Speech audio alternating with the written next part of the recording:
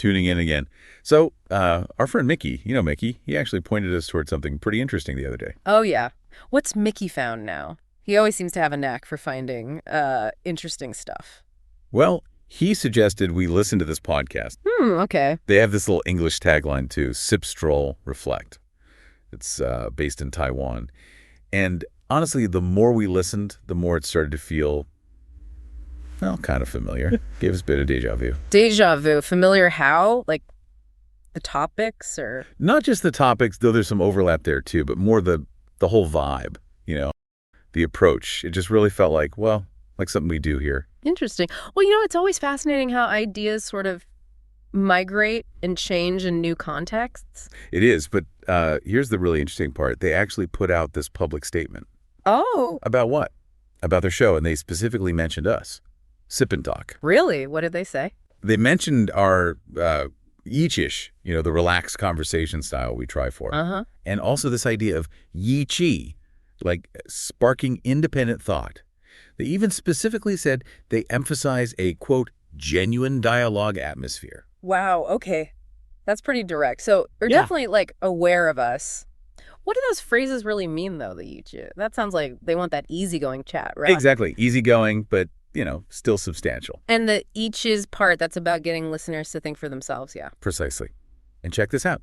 Their main thing is exploring tough issues, geopolitics, stuff like that. Okay. And really pushing listeners to think critically about the details in everyday life. Does that ring any bells? Yeah. Okay. The similarities are definitely piling up. So what's the story? Just like parallel thinking happening across the globe. Well, this is where it gets even more connected. Turns out Micky. Yeah. What about him? He's actually the one sponsoring here. He's funding it. Ah. Okay, so Micky's got a direct connection. That explains a few things, maybe. Right. Makes the similarity feel a bit less coincidental, doesn't it? It certainly adds a layer, yeah. And wait, there's more. They call their listeners Ekery.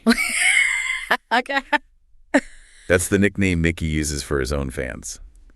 Sip Stroll comrades, basically. Wow. Okay, so sponsor, nickname, the whole conversational critical thinking focus. It's quite a few echoes. It really is. It definitely sounds like they're aiming for a similar kind of vibe, you know, in-depth chats, exploring ideas. Yeah, it makes you think, doesn't it, about like where inspiration comes from, how different creators see something and then build their own thing from it. Totally. And, you know, look, if they're out there encouraging people to think critically, have real conversations. Right. And maybe they looked at what we do and thought, hey, that's a good way to do it. Then, well, isn't that ultimately a good thing? More thoughtful stuff out there. Absolutely. Yeah, I agree. It's about fostering those kinds of discussions, right? Getting more people engaged with thought-provoking content. Exactly. So actually, on that note, we figured we should give Sip Stroll Reflect a proper shout out. Good idea. If you're looking for another podcast that gets into some serious topics but really focuses on making you think, yeah, give them a listen. Definitely. We saw they're on Apple Podcasts, probably other places too where you get your podcasts. So yeah, check them out. Sip, Stroll, Reflect. For sure.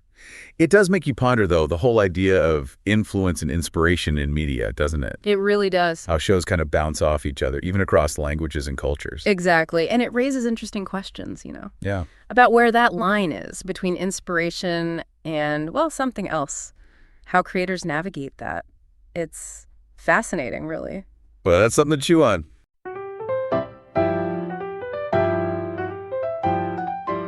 Hey, everyone, and welcome back to Sip and Talk. I'm Joe. I'm Sunny. And we're so glad you could join us for another deep dive. You know, Joe, I think I may have messed up just a little bit in the kitchen recently. Oh, really? You know, I'm always trying new recipes. Yeah. And this time I thought I'd tackle a vegan lasagna. Ooh, ambitious. It did not go well. Really? It kind of looked like a casserole avalanche when I was done. Oh, no. It's okay, though. Well, you know what they say? What's that? Practice makes perfect. That's true. Especially in the kitchen. Yes. And, you know, speaking of vegetarian and vegan food, yeah, that leads perfectly into today's deep dive. I'm excited. So today, we're going to be tackling the age-old question, should humans eat meat? Such a good question. This is a question that has so many different aspects to it. Absolutely. You know, you've got your own personal choices around it. Right. You've got the global impact. You have the environment. Animal welfare, all that kind of stuff. So many things to consider. We've actually been doing a ton of research for this episode. We have. And we've even seen... What have we seen? An AI debate on the topic. Yeah. Can you believe that? It was wild. Those AI bots were... They were going at it. Yeah, they were throwing down some really interesting arguments. Very interesting. So before we get too deep into it, we want to hear from you. Yes. What's your gut feeling on this? Yay or nay to meat? Let us know in the comments. Yes, please do. We're really curious to hear what you guys think. Absolutely. And while you're thinking about that, let's unpack some of the things we found in our research that really got us thinking. Yes, let's dive in. Okay, so first up, we have to talk about the environmental impact. Right. This is a really big one. Huge. Did you know that livestock farming accounts for 14.5% of global greenhouse gas emissions? I know. That's a crazy amount. That's more than all transportation combined. I know. When I first read that statistic, I was shocked. It's wild. Like, we're talking cars, planes, trains, all of it. Everything. And it's less than the impact of livestock. It's mind-blowing. And it's not just the emissions. Right. Remember we talked about the water usage? Oh, yeah. Producing just 1 kilogram of beef takes a ridiculous amount of water. It's an insane amount. 15,400 liters. What? That's enough to fill a small swimming pool. Are you serious? Yeah. And when you compare that to the water footprint of plant-based foods, it's a huge difference. Yeah, it really makes you think. It does. Now, of course, some people say that they're vegetarian for the health benefits. Oh, yeah, for sure. And there's actually research to back that up. There is. We found a study from the British Medical Journal. The BMJ? Yes. And they found that vegetarians live on average 3 to 6 years longer than meat eaters. Wait a minute. It's true. So you're telling me ditching the bacon could add years to my life? Potentially. That's very interesting. Right. It makes you think. It does.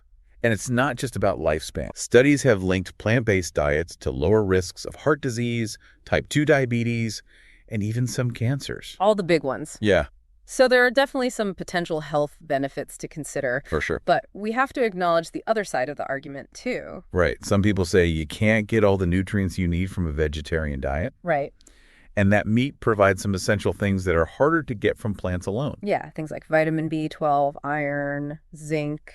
You know, I've heard stories of people who went vegetarian and then they started feeling run down or deficient. Yeah, it definitely happens if you're not careful. Right. But the good news is... What's that? There are tons of plant-based foods that are fortified with those nutrients these days. Okay. And there are always supplements you can take if you need to. So it's totally possible to be healthy on a vegetarian diet. Absolutely. It just takes a little planning and mindfulness. Okay, I'm with you there. Good. So we've covered the environment, the health aspects, and the nutrition. Yeah, we've hit a lot of points. But there's one more big piece of this puzzle. What's that? We have to talk about the ethical side of things. Right. This is where things can get a little tricky. Definitely. A lot of people are really concerned about the practices of factory farming. Yeah. You know, those images of animals crammed into tiny spaces, living in those really unnatural conditions. They're hard to see. It's understandable why people would be upset about that. Yeah, for a lot of folks, choosing a vegetarian lifestyle is a way to take a stand against those practices. It's about aligning your actions with your values. I like that. You know, putting your money where your mouth is. Right, voting with your fork. Exactly. It's like saying I want a more humane and sustainable food system, but... What about cultures where meat plays a huge role in their traditions and celebrations? Ooh, that's a good point. Could going totally vegetarian be seen as disrespectful or even isolating in those contexts? It's a valid concern. Like, think about holidays. Right. Like Thanksgiving or Christmas. Yeah, where the big roast turkey is like the centerpiece of the meal. Exactly.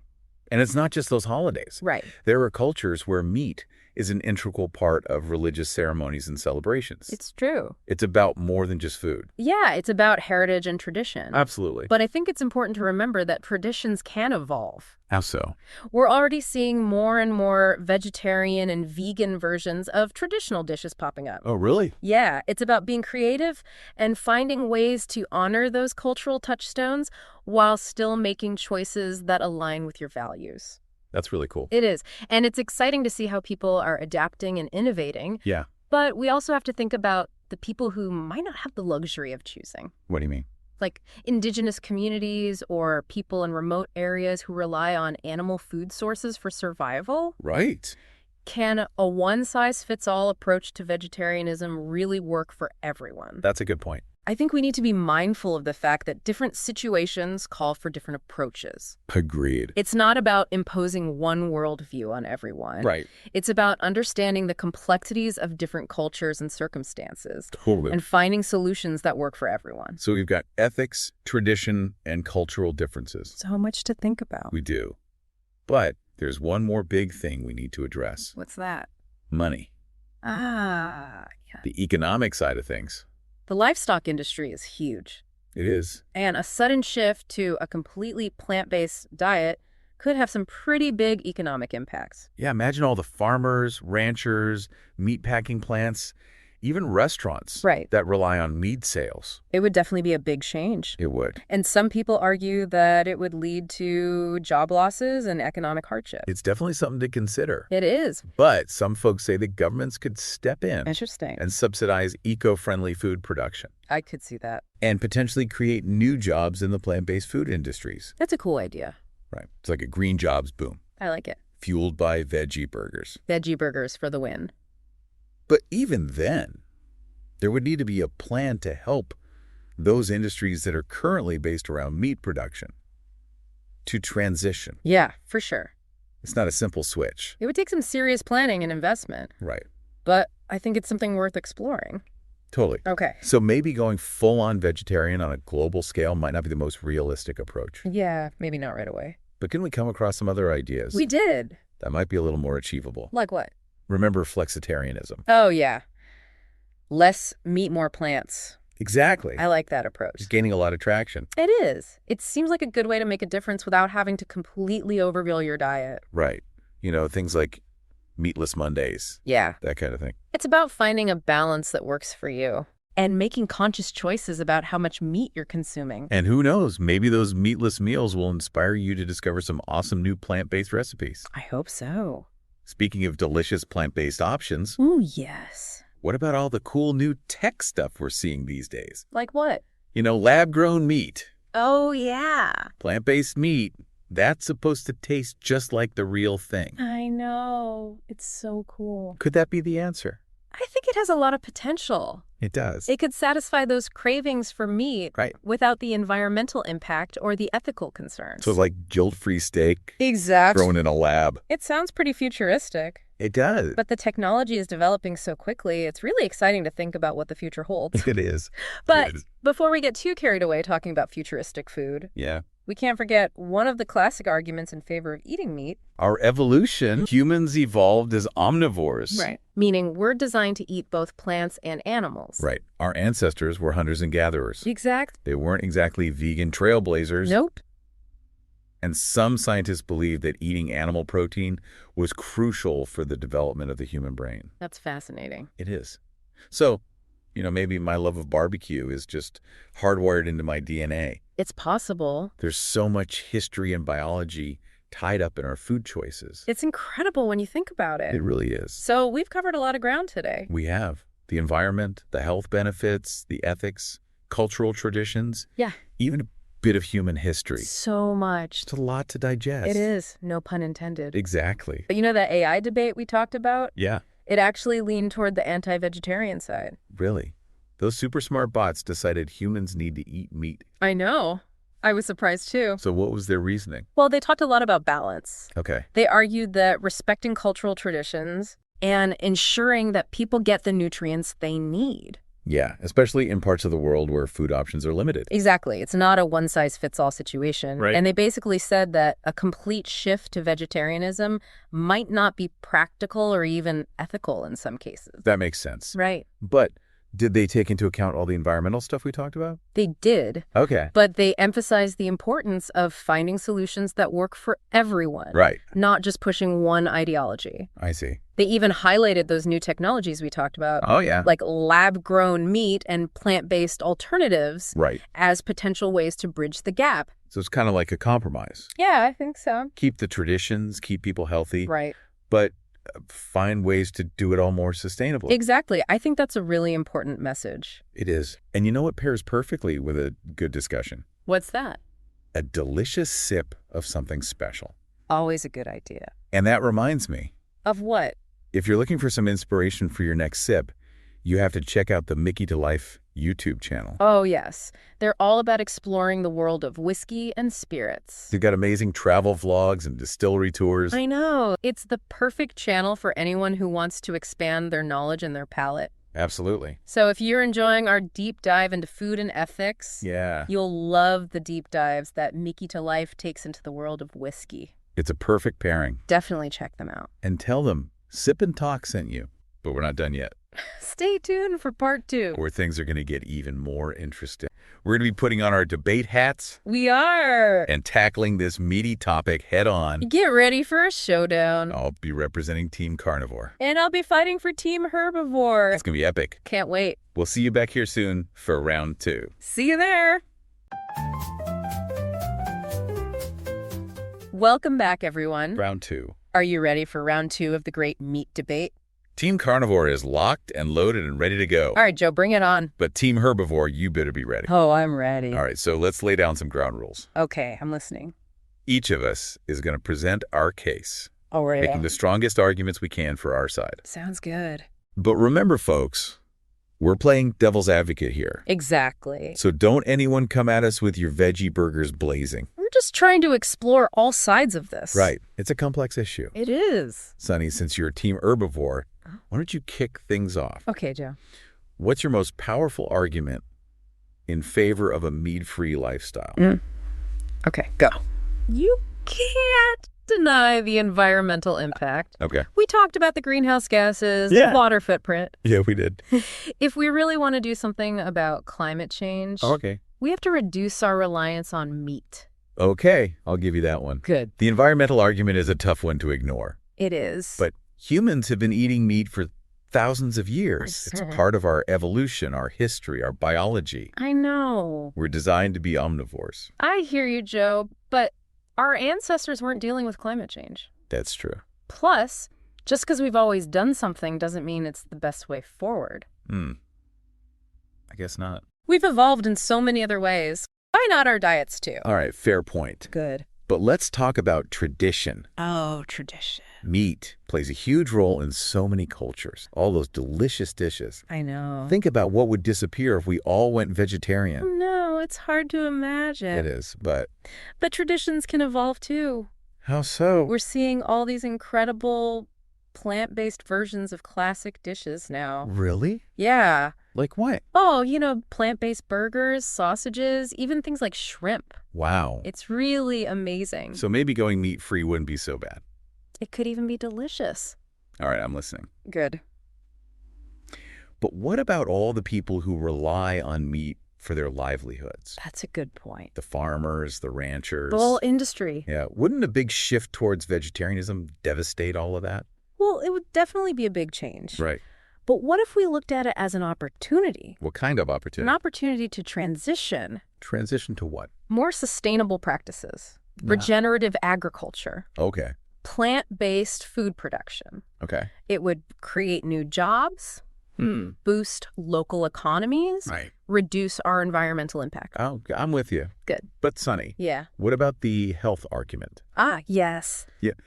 Meat is a great source of protein. All those essential nutrients that are hard to get from plants alone. I know what you mean.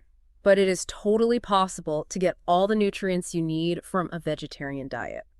Really? Absolutely. Beans, lentils, tofu, Tofu. tempeh. Okay. What about those times when you're just craving a juicy burger or a steak? Yeah. I think I'm starting to come around to your side. I knew you would come see the light. Okay. Don't get too cocky. Sorry. But it's clear that this isn't a simple issue. It's not. Meat is good, meat is bad. Yeah. There are so many things to think about. Absolutely.